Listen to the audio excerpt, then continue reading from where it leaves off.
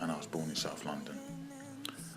My mum had me when she was 17, and my real dad left before I was born. So I was brought up by my nan, granddad and my mum, and that was my family really. School was a bit difficult for me. I didn't really like school. I couldn't really read or write, and I often got into trouble. I got suspended quite a lot, and by the time I was 12, I got expelled. I was supposed to go to a special school, but I didn't really like the idea of that. Secondary school was just the same. I got involved with all the wrong crowd and started sniffing solvents. When I was 13, I was sent to a children's home. I actually quite liked that. It was a bit like organised chaos, and I had no one to answer to. When I was 14, I got back in touch with my dad. We spoke for a little while. Around the same time, I started taking heroin. And by 14, I was hooked. I was just looking for an identity, really. Once I started, I was up and running, and actually, it didn't take much.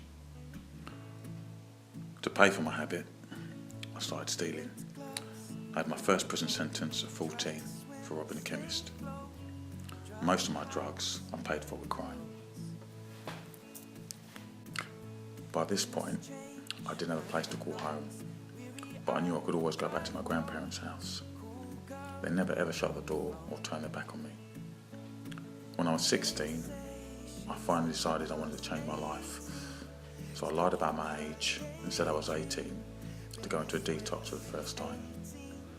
Over the next 30 years, I went to the same detox 15 times.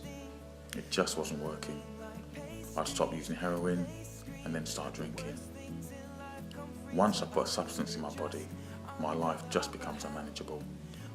I'm not a recreational user. When I use 24/7. I don't think I'd really ever close the door on drugs. I just couldn't see a life without drugs. I wasn't prepared to listen. I wanted to do everything on my own terms. My life finally turned around on the last occasion I was in detox. I was actually in there with another fella.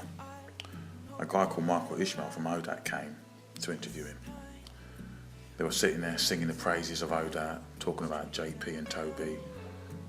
Just listening to them, I thought, I don't want nothing to do with this. I thought of an all-male rehab just didn't interest me at all. When I normally leave rehab, I don't leave clean, I leave with a girlfriend.